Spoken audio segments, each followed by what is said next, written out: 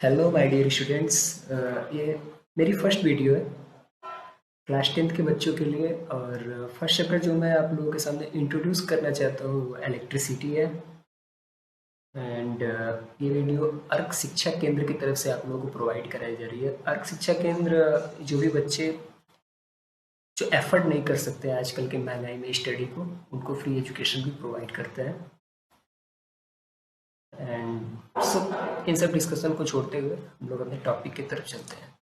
हम लोग का जो फर्स्ट चैप्टर है इलेक्ट्रिसिटी है। इलेक्ट्रिसिटी क्या होती है, इलेक्ट्रिसिटी को हम कैसे डिफाइन कर सकते हैं, इलेक्ट्रिसिटी का यूज क्या है, और इलेक्ट्रिसिटी जो है वो फ्लो कैसे करता है। जैसे एक जगह से दूसरी जगह आपको ट्रांसफ़र करना हो, या फिर कैसे आप सोचते हैं कि एक घर से दूसरे घर में बिजली कैसे पहुंच जाती है। इन सब चीज़ों के बारे में हम लोग इस चैप्टर में बारीकी से डिस्कशन करने वाले हैं। ये चैप्टर जो लोग फाउंडेशनल कोर्स कर रहे हैं, प्री फाउंडेशनल कोर्स जो होता है आईआईटी का, उनके लिए भी काफ़ी ज़्यादा हेल्पफुल होने वाली है। या फिर जो बच्चे एकेडमिक क्लासेज कर रहे हैं, क्लास 10th के बोर्ड एग्जाम्स का जो प्रिपरेशन कर रहे हैं, उनके लिए भी ये वीडियो काफ़ी यूजफुल है। तो let's discuss that what is electricity. Guys, first we need to know that electricity is mainly of two types. Electricity दो टाइप के होते हैं। पहला हमारा होता है स्टैटिक इलेक्ट्रिसिटी।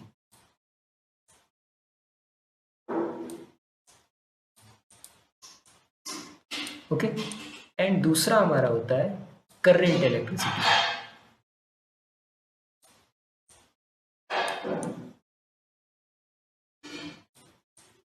अब आप हमसे पूछेंगे यार ये स्टैटिक इलेक्ट्रिसिटी क्या होता है और फिर ये करंट इलेक्ट्रिसिटी क्या होता है। ठीक है, स्टैटिक इलेक्ट्रिसिटी के बारे में आप लोग क्लास 8th में भी पढ़े होंगे। जैसे मान लीजिए किसी बच्चे के सिर में ऑयल लगाओ और उसको बताया गया था, एक एक्सपेरिमेंट था कि कंघी जैसे कर रहे हो आप।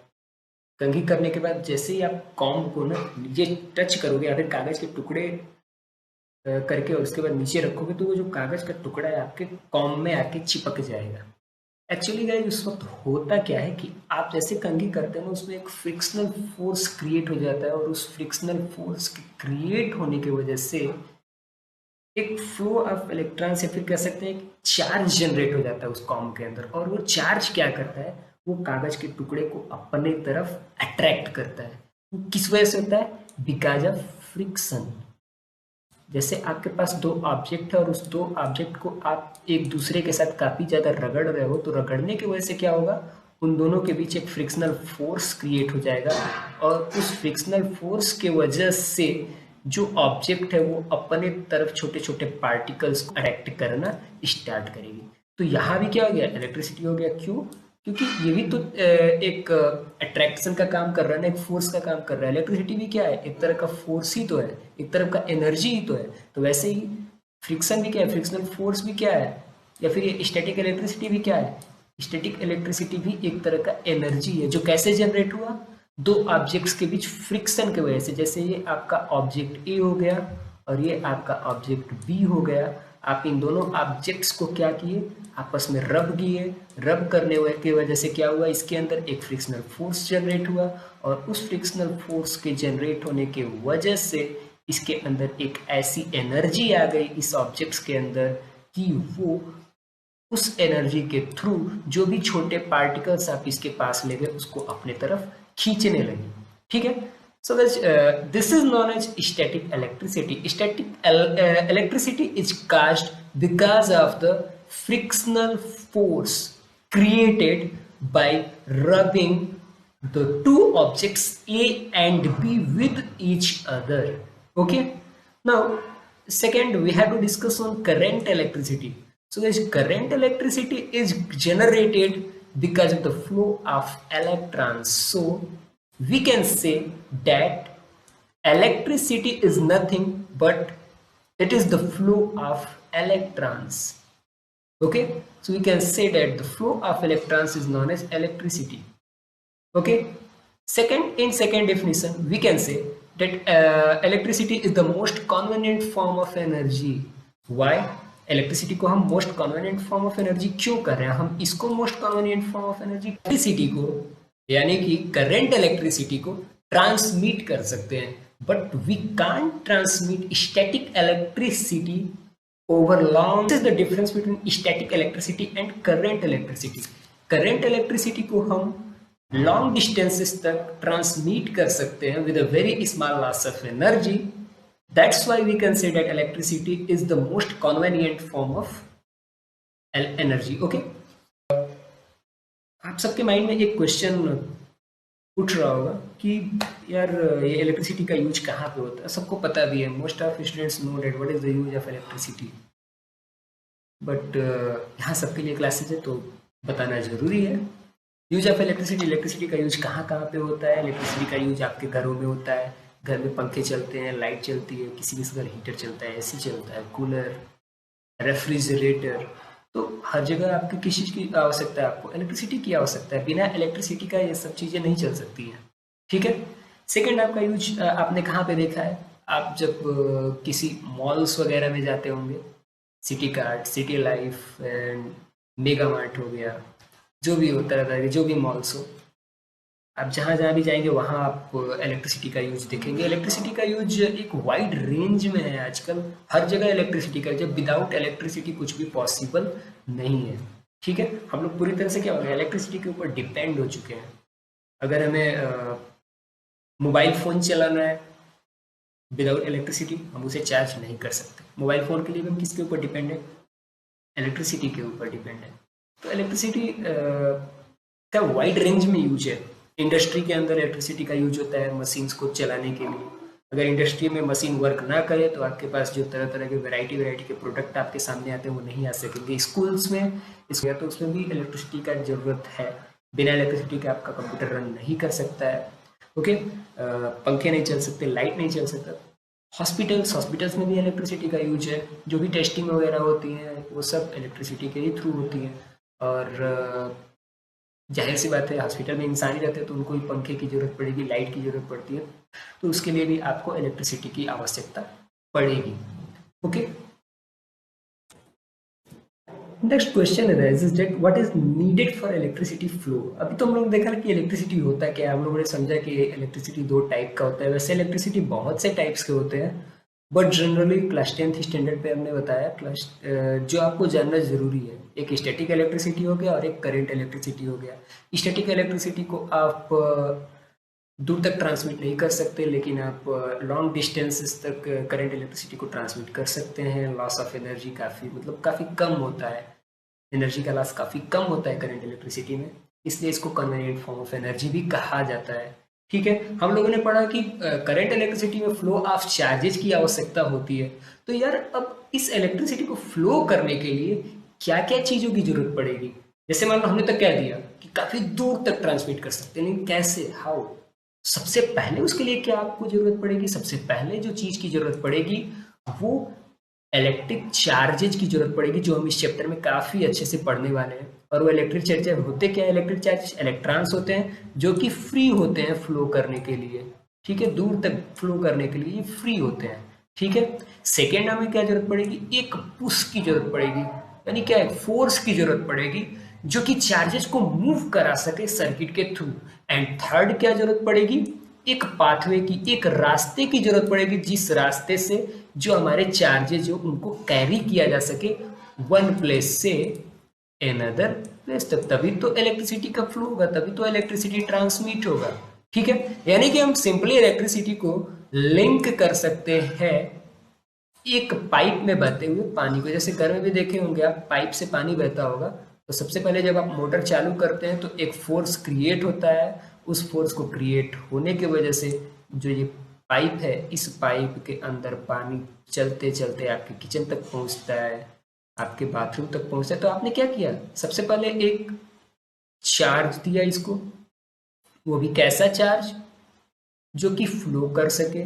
उसके बाद आपने क्या किया, इसको पुश किया, यानी कि आपने इलेक्ट्रिसिटी के थ्रू एक फोर्स दिया इसको, जिसकी वजह से मूव कर सके। अब मूव करने के लिए एक रास्ते की जरूरत थी, तो आपने क्या किया, इस पाइप के थ्रू इसको एक रास्ता भी प्रोवाइड कर दिया जिससे वो घर के कोने कोने तक पहुंच सके। तो this is what we need for electricity to flow, okay.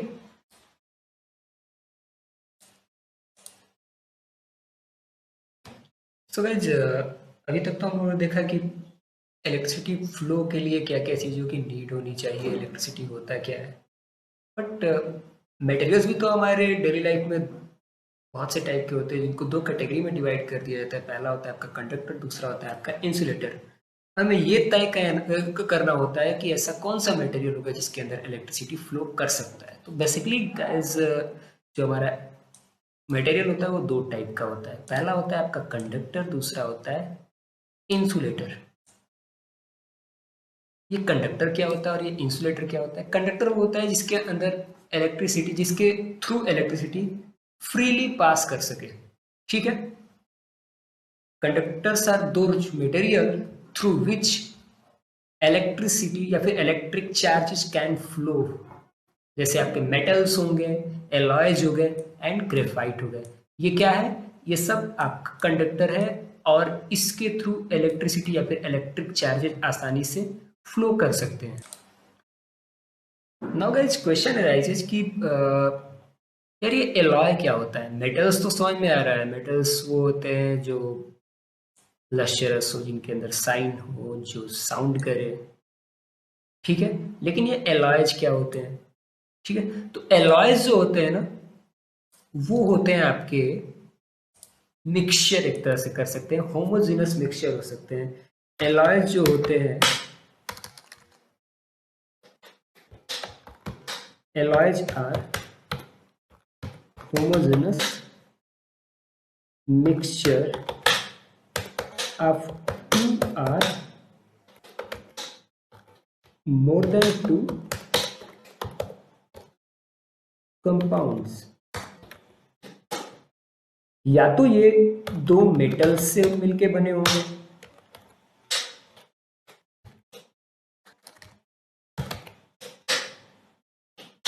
या तो ये एक मेटल और एक नॉन मेटल से होके बना होगा। ठीक है। या फिर ये दो डिफरेंट नॉन मेटल से होकर के बना होगा। इस क्वेश्चंस में बहुत से लड़के हर बार फंस जाते हैं। अगर क्वेश्चन पूछ देता है कि व्हाट आर एलॉयज, तो alloys are nothing but alloys are homogeneous mixture of two or more than two compounds and those compounds can be metal, are metal and non-metal, or they can both be non-metals। For example आपके सामने मैं एक example देना चाहता हूँ। जैसे मान लीजिए हम बोलते हैं स्टील। ठीक है। ये स्टील, स्टील हमने क्यों बोला? Why I said steel? बहुत से लोग समझते होंगे कि स्टील क्या है, मेटल है, क्योंकि स्टील में भी तो साइन होता है, स्टील भी टन टन की आवाज करता है। ठीक है। स्टील के अंदर भी आवाज होती है, सोनोरस होता है स्टील। बहुत से लोगों के माइंड में होगा, but no, steel is neither metal nor non metal. ये एलॉयज होते हैं। अब ऐसा हमने क्यों कहा कि स्टील जो है ये एलॉयज होते हैं? ऐसा हमने इसलिए कहा क्योंकि स्टील दो डिफरेंट कंपाउंड या फिर दो डिफरेंट मटेरियल से मिलकर के बना है। ये कॉम्बिनेशन है मेटल और नॉन मेटल का, यानी आयरन प्लस कार्बन। आयरन और कार्बन से मिलकर के क्या बनता है आपका? स्टील बनता है। ओके। अब देखिए, यहाँ आयरन क्या है? एक मेटल है। एंड कार्बन क्या है? ये एक नॉन मेटल है। ठीक है। और ये दोनों मिलकर के क्या बना दिए? स्टील। और स्टील क्या हो गया आपका? एक ये हो गया भैया एक कंडक्टर, यानी इसके थ्रू इलेक्ट्रिक चार्जेज आसानी से पास कर सकते हैं। So it's a good conductor of electricity and also it's an alloy because it is a homogeneous mixture of iron and carbon, where iron is metal and carbon is non-metal। okay। Next step ये आता है कि why conductors are good, why electricity या फिर electric charges can passes through conductor but not passes through insulators. ठीक है। ऐसा क्यों? ऐसा इसलिए क्योंकि पहले ही हमने क्या कहा एग्जाम्पल में? एग्जाम्पल में हमने सीधे कहा कि जो मेटल्स होंगे वो गुड कंडक्टर होंगे इलेक्ट्रिसिटी के, यानी वो उनके अंदर से इलेक्ट्रिसिटी पास कर पाएगा। ऐसा हमने क्यों कहा? देखो, जैसे हम अभी बात कर रहे हैं आपसे आयरन के बारे में।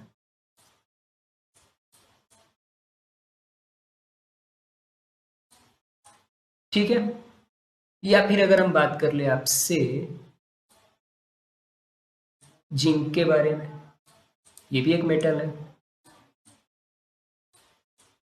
कोई भी मेटल आप उठा लो, आप जो भी मेटल देखेंगे ना उस पर आप प्लस चार्जेस देखते हैं। इस प्लस चार्ज का मतलब क्या है? इस प्लस चार्ज का मतलब ये होता है कि उसके पास कुछ फ्री इलेक्ट्रॉन्स है। जितने प्लस चार्ज, अगर दो प्लस चार्ज तो मतलब दो फ्री इलेक्ट्रॉन्स। अगर तीन फ्री चार्ज हो गए, अगर तीन प्लस चार्ज हो गए यानी कि तीन फ्री इलेक्ट्रॉन्स। और इन इलेक्ट्रॉन्स का काम क्या होता है? तांडव मचाना। आप लोग क्लास 9th में पढ़ चुके हैं कि जो फ्री इलेक्ट्रॉन्स होते हैं वो क्या करते हैं? वो ये काम करते हैं कि अपने ऑर्बिट में अपने ऑक्टेट को कंप्लीट करने के लिए होल्स ढूंढते रहते हैं, घूम घूम के घूम घूम के घूम घूम के, यानी चक्कर लगाते रहते हैं। और इनके चक्कर लगाने की वजह से क्या होता है?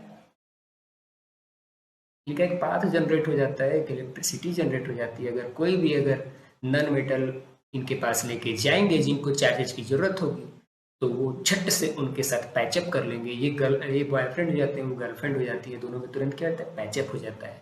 ठीक है। ये काम होता है भैया कंडक्टर का। इसलिए कंडक्टर के थ्रू इलेक्ट्रिक चार्जेस पास कर सकते हैं। क्यों?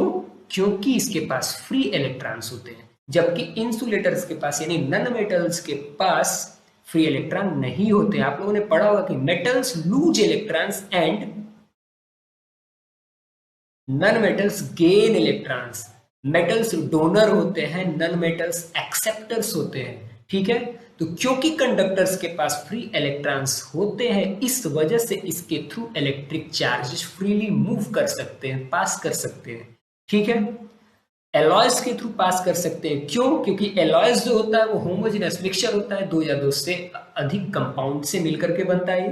यानी दो या दो से अधिक कंपाउंड का होमोजेनस मिक्सचर होता है। वो दो कंपाउंड या तो दोनों मेटल हो सकते हैं, या तो एक मेटल एक नॉन मेटल हो सकता है, या फिर दोनों नॉन मेटल हो सकते हैं। ठीक है। अगला आता है आपका इंसुलेटर। इंसुलेटर क्या होते हैं? इंसुलेटर भैया होता है, इंसुलेटर वो मटेरियल होता है, इंसुलेटर भी एक तरह का मटेरियल है, कंडक्टर भी एक तरह का मटेरियल ही है। ठीक है। हमने पढ़ा इलेक्ट्रिसिटी का फ्लो, तो अब हम ये देखेंगे कि इलेक्ट्रिसिटी किस किस चीज़ों में फ्लो हो सकती है। क्या वो इंसुलेटर में फ्लो हो सकती है, क्या वो कंडक्टर में फ्लो हो सकती है? तो हमने देखा कि कंडक्टर में फ्लो हो सकती है। अब हम देखेंगे क्या ये इंसुलेटर में फ्लो हो सकती है? तो भैया इंसुलेटर में बिल्कुल भी फ्लो नहीं हो सकती। अगर आपसे क्वेश्चन पूछे कि वाई इलेक्ट्रिसिटी या फिर electric charges didn't flow in insulator but its flow through conductors, why? The only and only reason is that कि conductors have free electrons but insulators didn't have any free electrons. Okay, for example non metals हो गए। None metals के ऊपर आप लोगों ने हमेशा क्या देखा होगा? माइनस चार्ज देखा होगा, यानी उसको चाहिए। ठीक है, ये एक्सेप्टर है।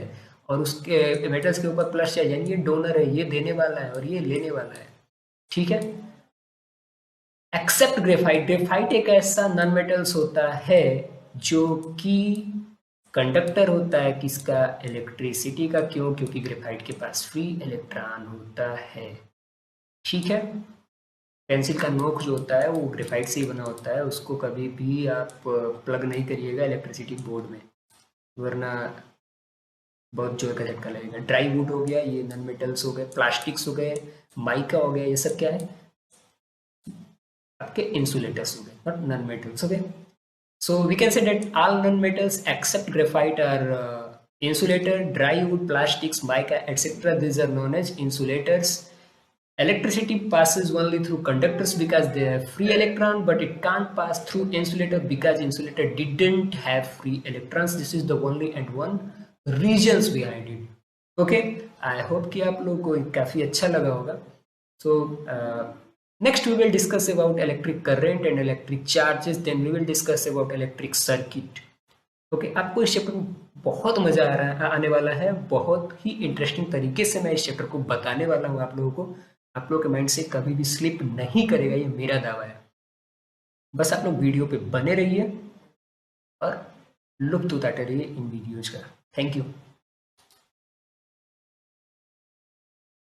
जिसको स्क्रीनशॉट लेना है स्क्रीनशॉट ले लो, मैं रब कर दे रहा हूँ। 1 मिनट।